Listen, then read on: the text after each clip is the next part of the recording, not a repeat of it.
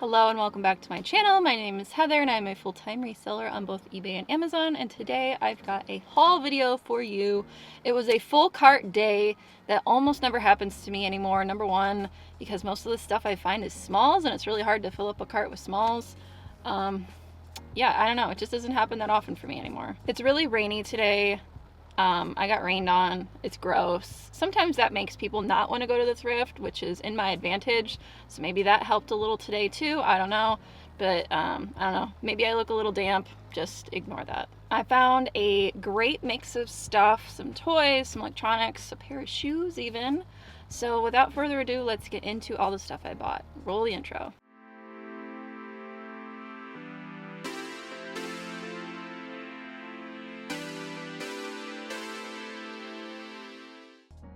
The first thing I bought was not one, oh god, I woke them up so now they're not going to shut up, but 2 bags of Trackmaster Thomas toys. The Trackmaster, I'm the #1 blue engine. He's not going to shut up. He's not going to shut up this whole time. They are the motorized ones, the ones with the little switch on them. They're plastic. Basically every train ever gets made, and they're for the motorized plastic railway. And I've sold these many times before, but one bag was 15, the smaller bag was 15. I don't know how many trains are in here. I will at some point get into post-production and show you all of the trains that I bought. But like, look at this massive bag of these trains. Somebody's kid's entire Thomas collection probably. This bag was $25. Again, no idea how many trains are in here. Maybe 1 or 2 of them are worth more than others. Ready to go. Shut up. I've tried to rip into here to like figure out which one is making noise and turn it off, but there are so many. And every time I reach in here, it's like I turn another one on. It's a literal nightmare. I'm gonna set these in the back seat and hope that they shut up, because I don't want them going throughout the video. But like I said, if you find the Trackmaster trains and you can get a lot of them for a small price, like making each individual train worth it, that is the best way to buy them. A lot of places will have the individual trains out and they'll have each train priced at like $5. They're not usually worth it when they're priced like that. But a big bag, I can't pass that up. Okay, I think the trains are gonna be quiet now, so I can move on to other stuff. But if somebody starts peeping around in the background, you know what it is. All right, so here is the breakdown on the Trackmaster trains. There were 26 individual engines, 33 cars, coaches, or tender, and 9 of these that are from the talking line that are permanently wired together because the batteries go in the car. So when you're faced with a big lot like this, here's how I process it. While the info here is about Trackmasters, the flow chart could be applied to basically any big lot. First, every item needs to be tested. That falls under the umbrella of put the work in. If you have any that don't work, you can put them in their own lot, because for Trackmasters, you can actually sell the broken ones because there's a market for those. Next, you have to identify and comp each one. Yes, each individual train, and yes, that's going to take time. I decided I would sell separately any train I could get $20 or more for. These trains here are the ones I determined would be worth their own listings. And you need to find the exact ones too, because while most plain Thomas trains aren't worth that much, this stinky cheese Thomas turned out to be worth quite a lot. A side part to that is matching up any of the pieces so that you can have original sets. After you've sorted out anything worth selling alone, see how many duplicates you have. In this case, I had quite a lot of Thomas and James. Then I made lots such that every lot would have a set of those trains, because I really wanted to avoid having any lots that had duplicates. Any extra leftovers get listed as cheap individuals. I already sold 2 lots of 6 for $110 to one person, which I absolutely underpriced and should have gone a lot higher on. One of the single trains and the lot of broken trains. And I still have $254 in potential train sales left. So that $40 investment really paid off. Next up was this $4 ResMed. Let's see if I can get it focus. Yeah, ResMed. So this is for a CPAP machine. Now, eBay is really weird about CPAP accessories as well as CPAP machines. So as far as I know, I think you can still list the power packs for them. You can't list the machines. You can't list the masks and tubing. They tend to take that stuff down, even though the masks and tubing are not prescription. Like, you can go to Walgreens and buy that stuff. So I don't know why they care. But I'm pretty sure I can sell the power packs. I looked it up and it looks like it sells for maybe $25. So for $4, that's a pretty good find. Next up was this. It was all the way at the bottom of a cart. I looked at through these freaking trains. Anyway, so I looked through the side of the cart to see what was at the bottom, and I noticed that it was definitely a combo player. So I was like, all right, I was again able to peep through the cart and see that the model number was right here, so I could plug that into eBay, and it looks like it sells for at least around $100. So I was like, this is gonna be worth digging out. We'll see how much it is. And it ended up being only $15. Love my combo players. This one also records, which is why it's worth more money than a typical combo player. They'll always say DVD recorder, something like that on them. You know that I'm gonna test this as well. I don't sell untested players. I make sure that they actually record. A lot of people don't, but my personal philosophy is that you should put the work in. If you're not willing to put the work in, then you're not going to get the maximum amount of money. This player cannot be fully tested recording-wise without the remote, and this is a common roadblock with DVD recorders, but luckily the remote was only $15. And sure enough, it plays VHS fine, it plays the DVDs fine, but it does not record fine. It would behave like it was recording and then error out when it had to finalize. I tried different discs because sometimes they're picky about the right speed or the brand, but nothing helped. So this will have to be priced as a combo player only with no record or dubbing function. Luckily, there's still a market for combo players that don't record and have the remote, so I should do okay with the $30 I have sunk in this. I found a big old bag of beauty products. Why is the light going crazy? I lean in, I lean out, it goes dark, it goes light. I'm sure there's a white balance setting in there I can turn off, but I'm not really concerned.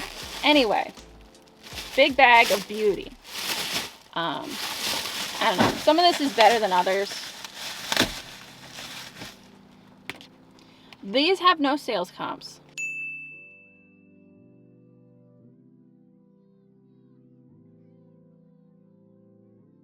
It was just one of those things where, like, I felt physically compelled to buy them because they're old, and they were $2. One, I don't know, look at this.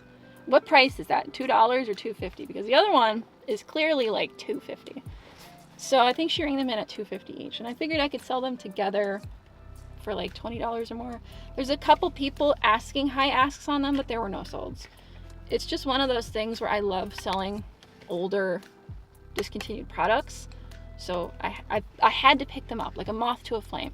It's not always a great idea, but like, people will criticize me for this. I know for sure, because they get into their systems where they're like, you should only buy things that sell X amount of times a month, and you know, don't waste time on these kind of items. But like, I don't want to be a soulless robot. I'm already kind of robotic in my ways of doing things, but I like what I like, and I'm going to sell what I like to sell, so it's fine. It's not going to take up that much space in my beauty supplies closet. She was like bringing out a whole cart of new stuff behind the counter. I've shown many times that I'm like reaching behind the counter to try and grab into this new cart that they put back there, but there was actually somebody staffed. So she was pulling stuff out for me to see. I didn't actually have to reach over and pluck things for myself today. And so I grabbed these. Bath & Body Works Aromatherapy Sleep. They don't really look used. I really can't tell. I mean, they're pretty darn full. I probably overpaid. They were like $5 each. They can sell for probably about $20 each. I might put them together to make the shipping more worth it. Again, that falls into the category of I like selling what I like selling. And sometimes you gotta buy things that are gonna bring you joy to sell, as much as other things that might not bring you as much joy but will sell faster. Again, it works for me, obviously. My income breakdown is going to be coming out here pretty soon. So, I mean, if you want to criticize my system, you're welcome to do that. But it's still producing and it's still working for me, so we're not going to complain that much. This is definitely new and full. It does not look like it has been used at all. Oh gosh, it was $8. I paid $8 for this. That's a lot. That's a lot for a single beauty product. But when I scanned the UPC at least, there wasn't like any listed, or there was like one listed. Looks like I can get 25 to 30. I haven't looked these up to see what they sell for.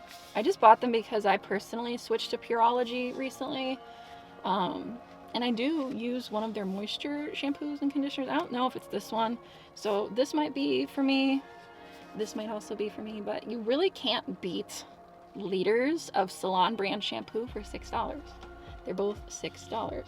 So regardless, whether they're for me or whether they're for sale, they should end up being a good find at that price. And also neither one of them feel used. These are like heavy and full. This was actually something I got for half off. Not a lot of the stuff I got was half off because all the orange tags were like the stuff they brought out recently, but this was green and it was half off today, which means I paid $7.50, right? Yeah, $15. I'm not entirely sure what this is and how much it's worth. I know what it is. I know it's a Blue Eyes White Dragon, right? That's what it's called from Yu-Gi-Oh! It's weird that I can look at something and I'm like, is that Yu-Gi-Oh? Like, how do I even know that? Because I personally didn't watch Yu-Gi-Oh! A lot, but I did work at a toy store when Yu-Gi-Oh! Was big. So this stuff just like gets implanted in my brain, and then it's like one diseased neuron sees this and is like, Yu-Gi-Oh! That's Yu-Gi-Oh! You know that. It's implanted somewhere in my brain and it will never be able to be scooped out. So I looked it up, or at least I tried to, because you can't just look up Blue Eyes White Dragon and like find the exact thing you're looking for, because you'll find cards most of the time. But I did see one that was like really expensive. All of the pieces in here are like broken apart. So I'm gonna have to put this all together and hope all the pieces are there.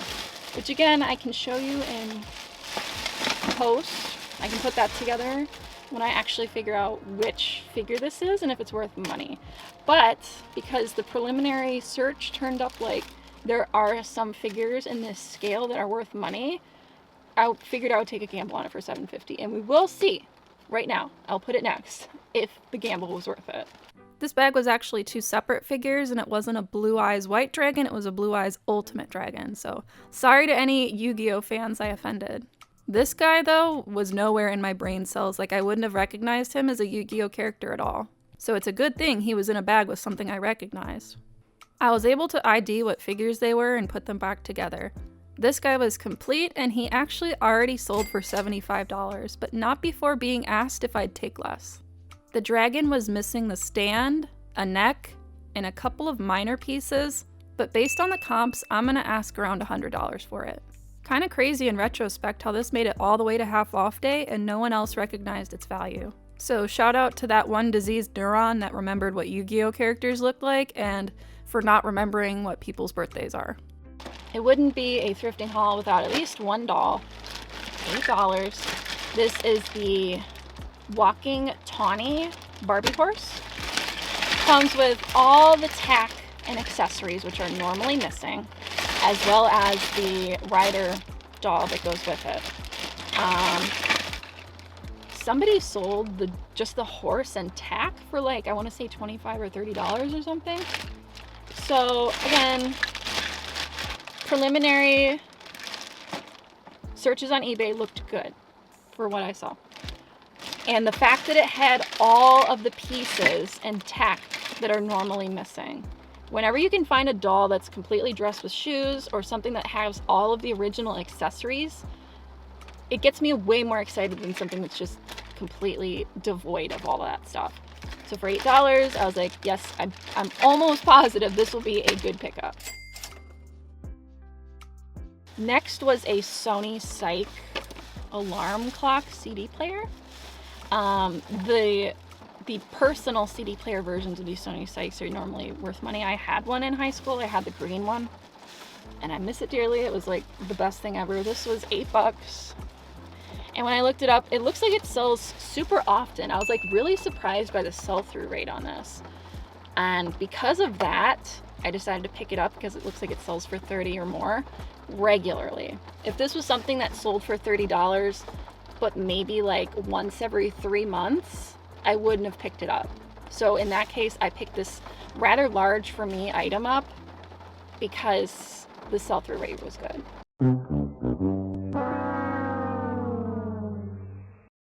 I was really surprised this was only $5. This was in the same cart as the beauty stuff that was behind the counter that she was putting out. So I was like, wow, only $5. It's probably like a really crummy camera in here if you're only asking $5 for it, because this store really tends to know their cameras. Inside was a charger, which is great. Don't have to buy one then. And 2 camera pouches. And I thought this was so funny because in my previous thrifting video, this exact camera with the broken battery door was in there. I'm pretty sure it was this one, this exact one. I was like, man, they're just trying to get rid of it. They're gonna put it in this bag with the other camera to just like move it out. So I was like, is that the only thing that's in here? Because I already know it's broken and I'm not gonna buy it even for $5. But no, there was a second camera in there, and it's this Sony Cybershot. I did not look up how much it's worth because it's gonna be worth more than $5. I can tell you that much right now, if it works. But thankfully it has a battery, it has a memory card, and it has the charger. So even if it does not work, I can sell the accessories for more than $5. Might even be able to sell that broken camera with the broken battery door for more and do okay there too. I didn't really look into it, but people do buy the cameras when they're broken, but I prefer that they don't be. I also went to the bins and the regular Goodwill that's part of the bins because they're a side-by-side store. Did not find anything at the bins today. It was, sometimes I find a lot of stuff at the bins, sometimes I go and I don't find much of anything. And today was a big goose egg at the bins. Fine. So I went to the other side and I was able to find one thing that was pretty good. A TI 84 Plus pink, $6 with the cable. I never find them with the cable. Like, it's not necessary, I think, but like, it's nice to have a cable with it. Obviously, if that works, $6 is a great find for a TI 84. Graphing calculators, I feel like the thrifts really used to know what they were worth and charged a lot for them. Like, because I've been thrifting for a long time, and I swear you used to not be able to find the graphing calculators for less than like $20. They all knew what they were worth. Now it's like they just put them out like they're a regular calculator for under $10, and I'm all for it. At least my thrifts do. Obviously, there's probably some really crappy thrifts out there that still price them sky high. I feel like I get lucky in my area with pricing. It's not as bad as certain areas. So if things are more expensive in your area, it just kind of is what it is. If you want cheap prices, you have to come live where the air hurts your face, at least like 6 months out of the year. I also started the day at my first thrift stop, which is a Goodwill. It's a different Goodwill than the combination bins one. And I did find a few things there as well. A $4 Rampage mini arcade. These like big fun, is it basic fun? I like selling these. They usually sell for $20 or more. I think this one's worth a little more because Rampage is less common. The Pac-Man one I see a lot. I think there's one other one that I see a lot too. It's not Pac-Man. I don't know. Anyway, I've never seen or sold a Rampage one before. I love Rampage. I played it on Nintendo 64 a lot. I actually just sold a Rampage cartridge recently. That was my personal one. So I think I can get about $25 for this if it works. Happy to find it.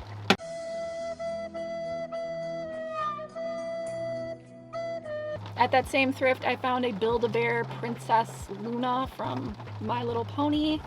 So, not all the My Little Pony Build-A-Bears are good. Shining Armor is good. I've done okay with Princess Luna.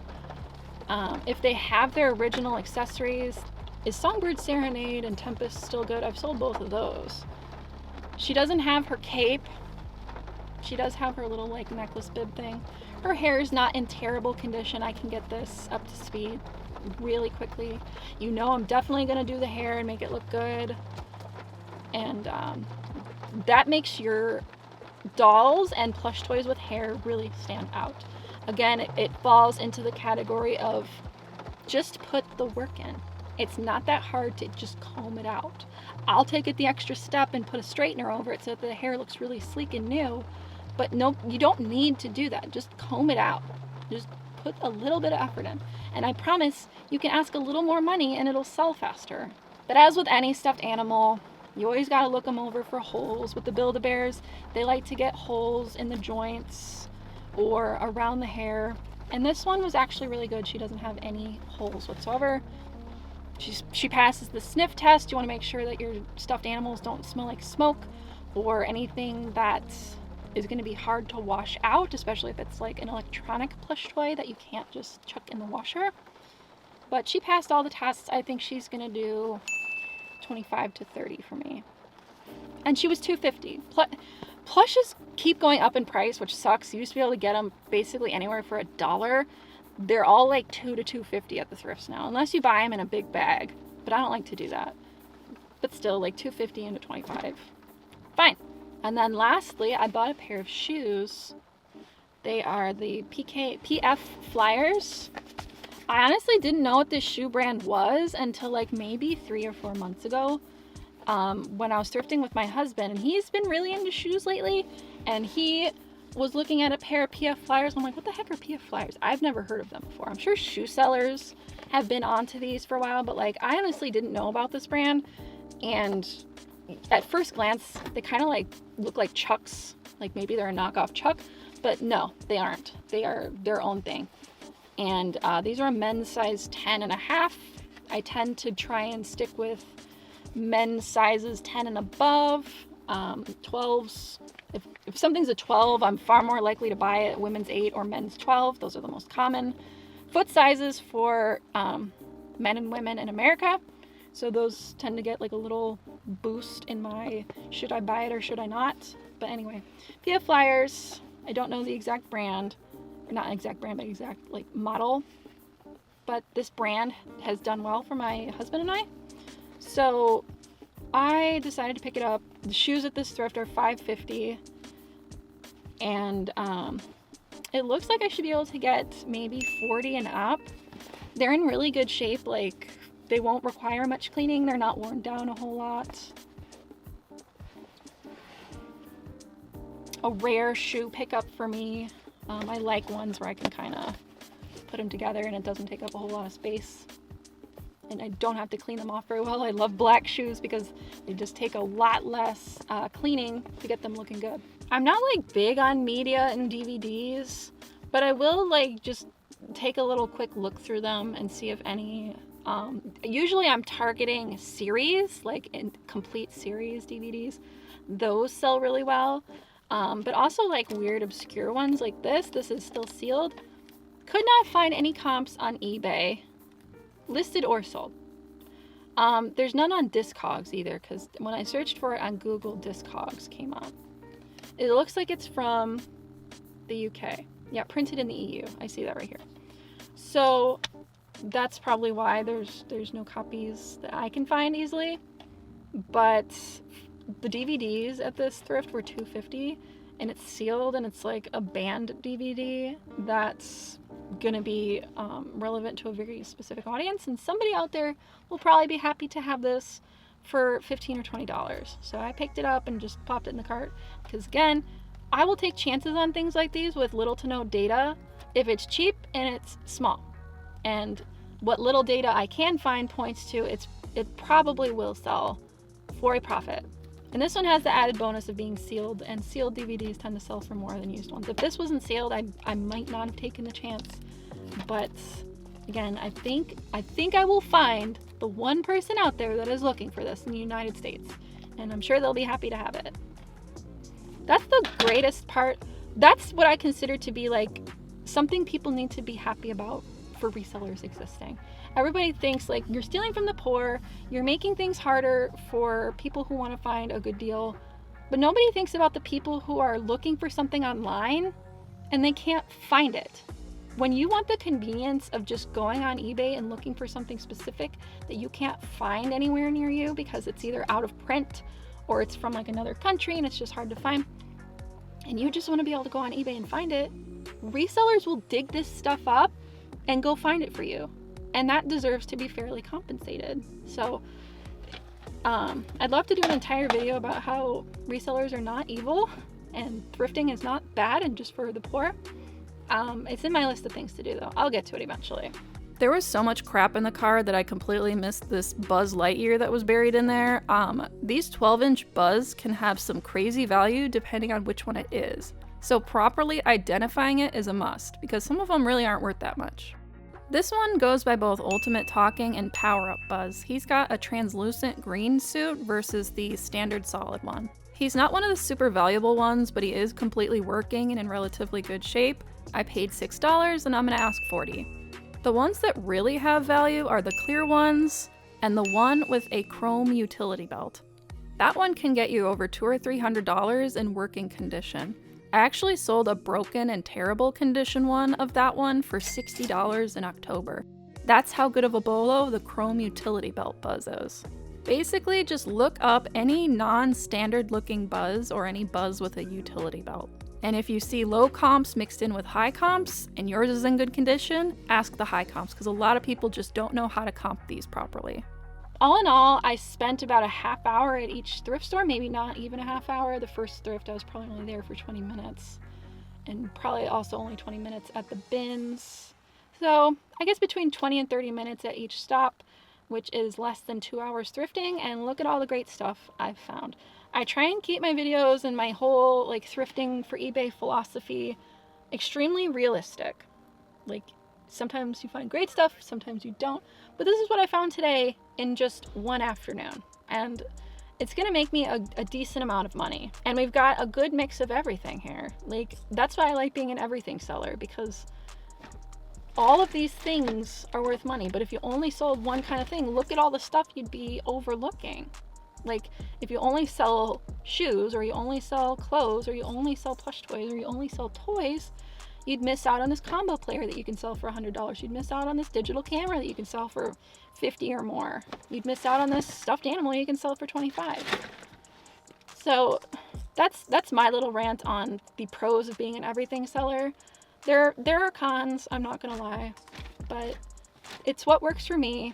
I have transparency all over the place so you can see how well it works for me, and yeah, it's realistic. Anyway, thanks so much for watching. I really appreciate it. Follow me on Instagram if you don't already. I share all sorts of stuff that's selling, so if you want to see when any of this stuff sells, I put that kind of stuff in my stories, so you'll want to pay attention there. If you're not already subscribed, please consider doing so, because I put out at least one video a month all about my adventures as a full-time reseller, be it doing retail arbitrage for Amazon or thrifty stuff like this for eBay. Both the algorithm and I love when you leave likes and comments. I read every single one, even the mean ones. So if you want to drop a like on this video, I'd really appreciate it, and a comment as well. Now get out there, have fun, and find something good.